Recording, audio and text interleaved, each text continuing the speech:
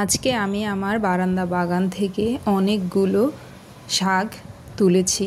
তো বারান্দা বাগান করতে আমার ভীষণ ভালো লাগে, আর ভালো লাগা থেকেই আমি আমার বারান্দাতে মূলত গাছগুলো লাগাই।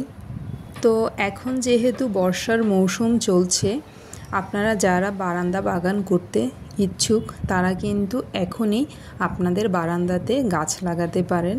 গাছ লাগানোর শ্রেষ্ঠ মৌসুম হচ্ছে এই বর্ষার মৌসুম। তো আমি আমার বারান্দাতে এখানে যেই গাছটা লাগিয়েছি এটা মূলত হচ্ছে মিষ্টি আলুর গাছ, আর এই যেই পাতাটা দেখতে পাচ্ছেন এটা হচ্ছে মিষ্টি আলুর শাক আর কি। তো এই শাকটা কিন্তু খাওয়া যায়, এটা রান্না করে খেতে ভীষণ মজা হয়। আর সেই সাথে আমি পুঁই শাক গাছও লাগিয়েছি, তবে আজকে আমি পুঁই শাক পাতাটা তুলিনি, কারণ এখানে অলরেডি আমার মিষ্টি আলুর অনেক শাক তুলে নেওয়া হয়েছে। আর এই শাকগুলো মোটামুটি আমার 2 দিন চলে যাবে। এখানে কিন্তু প্রায় 1 কেজির মতো শাক আমি তুলেছি।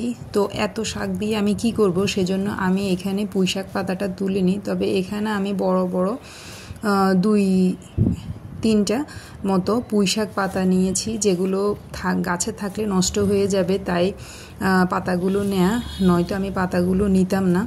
পুঁই শাকের পাতাগুলো আমি অন্য সময় তুলবো, যখন আমার প্রয়োজন হবে কিংবা নষ্ট হয়ে যাবার আগে সেগুলো তুলতে হবে।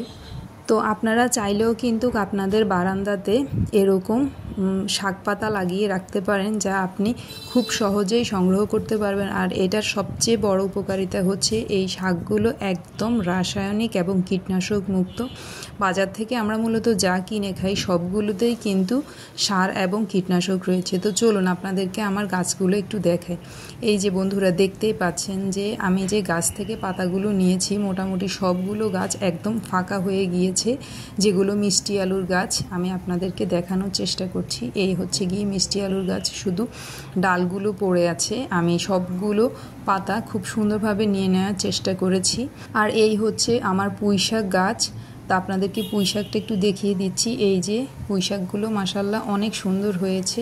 আশা করি আমার আজকের এই ভিডিওটি আপনাদের ভালো লেগেছে। তো ভালো লাগলে আমার চ্যানেলটি লাইক, শেয়ার এবং সাবস্ক্রাইব করে পাশে থাকবেন। আল্লাহ হাফেজ।